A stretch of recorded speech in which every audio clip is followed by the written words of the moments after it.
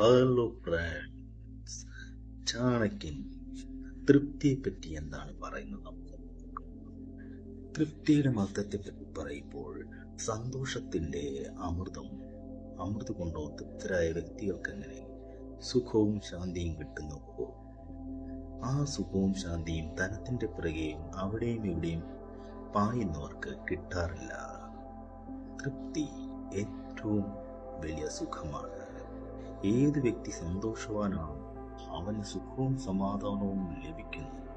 ധനത്തിന്റെ ആഗ്രഹത്തിൽ അവിടെയും ഇവിടെയും ഓടുന്നവർക്ക് അതുപോലുള്ള സുഖവും സമാധാനവും ഒരിക്കലും ലഭിക്കുകയില്ല. വാസ്തവത്തിൽ മനുഷ്യന്റെ ആഗ്രഹങ്ങൾക്ക് ഒരു അവസാനവുമില്ല എന്നതാണ് സത്യം. വ്യക്തിയുടെ അഭിലാഷങ്ങളും ആഗ്രഹങ്ങളും നിരന്തരം വർദ്ധിച്ചുകൊണ്ടിരിക്കുന്നു. ഇത്തരത്തിൽ ആഗ്രഹങ്ങൾ വർദ്ധിക്കുന്നത് കൊണ്ട് വ്യക്തിയുടെ ജീവിതത്തിൽ ഒരു തരത്തിലും വഞ്ചന ഉണ്ടായിക്കൊണ്ടിരിക്കുന്നു. ഒരു വ്യക്തി കിട്ടുന്നതിൽ തൃപ്തനാവുന്നു, അവന് തന്നെയാണ് സുഖപ്രാപ്തി ഉണ്ടാകുന്നത്.